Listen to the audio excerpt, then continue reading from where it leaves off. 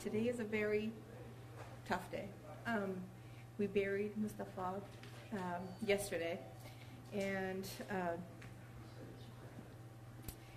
first of all, I want to thank everybody who came and supported us at the funeral, and all the flowers and all the love.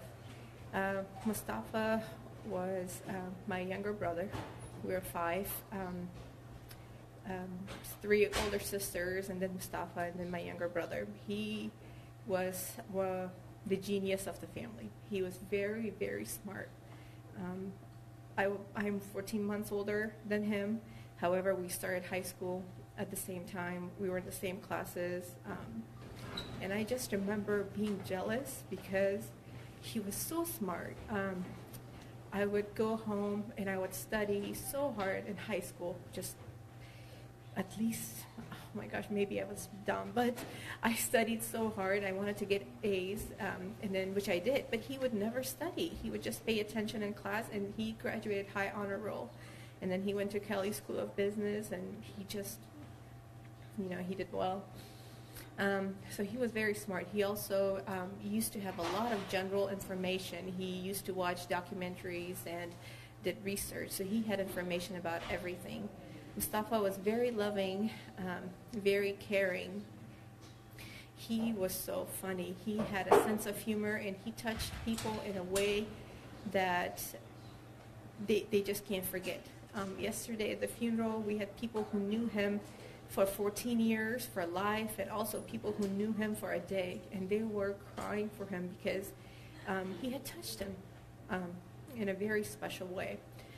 Mustafa was very, very funny. Each time we talk about his memories, we see people just laughing.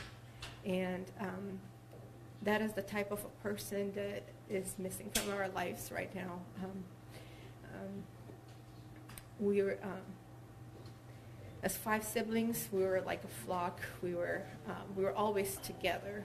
We would just sit on one bed and just talk, and we were each other's rock, and I think that has shaken right now. At this point, obviously we cannot bring Mustafa back. He's gone. However,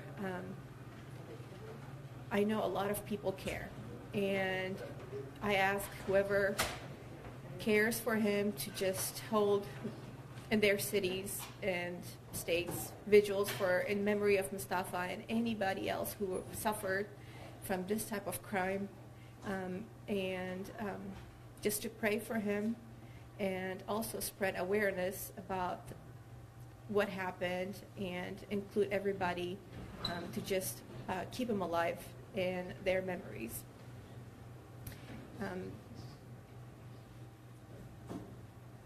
And just to support his campaign, it's hashtag Justice for Mustafa. It's for the number 4, and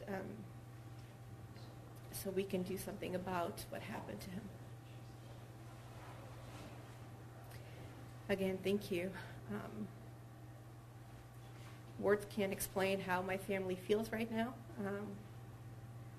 We are very broken, but Mustafa was so charming, so handsome, that each time we think about him, we can't help but to smile. And we would like to keep it that way. Mind if we ask you a few questions? I know police right now are looking into this, calling this a road rage incident. And I know you and your family have really touched on this, looking into pushing federal authorities to look into it as a hate crime. Can you touch on that and tell us why? And I think I spoke before. I think the reason why is because it is what it is. It was a hate crime. And that doesn't come from me. I wasn't at the scene, but from witnesses and evidence, it was.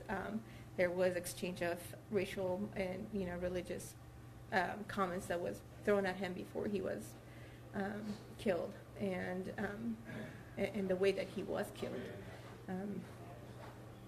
It means a lot, not just for my family, but also there are families who live here in other counties and other states that they could suffer from this. And the reason why my family wants to push for this is because we don't want anybody else to lose a brother, an uncle, a nephew, a friend, the way we did.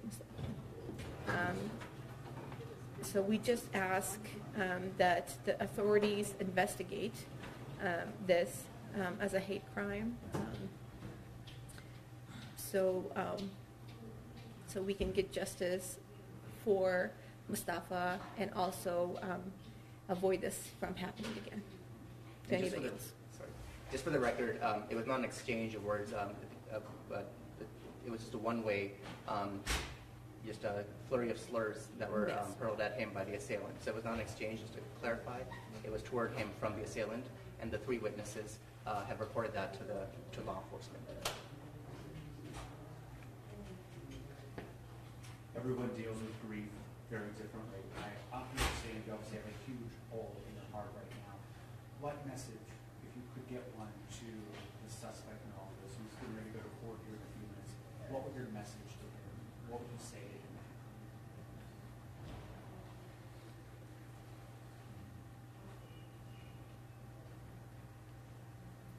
I don't know anything about him. I don't know his history. I don't know what he thought. Why? I think my question is why. And I don't know if any questions from him would bring Mustafa back, but I just request from our community that we just spread some type of awareness, and we just know, and we need to be united as a humankind before any religion comes into play. We need to be human, and we just need to understand each other and just love and care for each other before we take such an action. So I don't have any questions for him besides just questioning why. But just I would ask awareness as a community. Have you or other members of your family or Mustafa experienced any sort of religious intolerance in Indiana? And how long have you lived here? We moved here in 2001. We went to me and Mustafa, we started high school here. That was the community we grew up. It was supportive. We grew up in Indianapolis, and there were certain occasions, but not to the effect. I guess that's why maybe it was so unreal to us till what happened. I know it had touched a lot of people's lives, but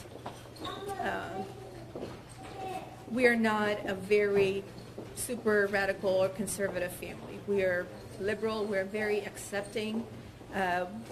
We have people who are Christians, Jews, Americans, and my family who are part of my family. And we're accepting and tolerant of everybody. So I guess if something like this were happen to my family, maybe we don't even dress like what you would expect as a Muslim, and something like that to happen to somebody like that is just very scary, that what could happen to anybody else who actually maybe dresses in a certain way or even looks in a certain way. So as a community, I know it has happened before, but we just ask for more awareness in Indiana. I think Indiana needs a hate crime law. It does. It does. And I know they're currently working on it, so hopefully we can see something. We can see that our lawmakers in our community is supportive of all the people who live in this community and not just the majority or a certain type of race. So we want to be inclusive as a community and include everybody. So these kind of crimes are taken seriously and to make sure this doesn't happen again to anybody else.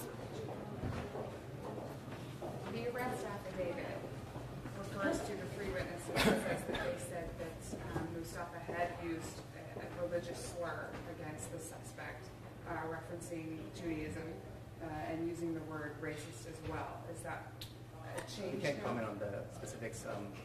The prosecutors and the public defenders will discuss the specifics of the case, but today we won't comment on the specifics of the proceedings. You did say earlier that you maintained that the slurs were one way. Yes, so that's what the witnesses have said. And that's what the media has also reported, and that's the documentation we've seen.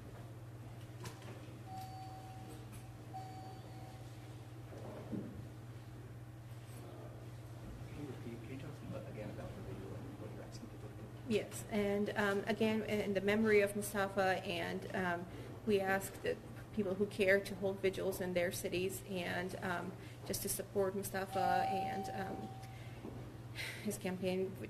The hashtag Justice for Mustafa, it's number 4, and to just support this cause. Before you go, will you spell your name and tell us how old you are? Sure. It's Z-A-H-R-A and a U-B-A-Y-O-U-B-I 33. You have to tell us which college and university you went to, just to Sure. I went to Indiana University, Bloomington for my undergrad and graduate, and then I went to IU McKinney School of Law for my JD and LLM. What high school did you go to? We attended Pike North Central High School and then graduated from Pike High School. Great. Thank you, everyone.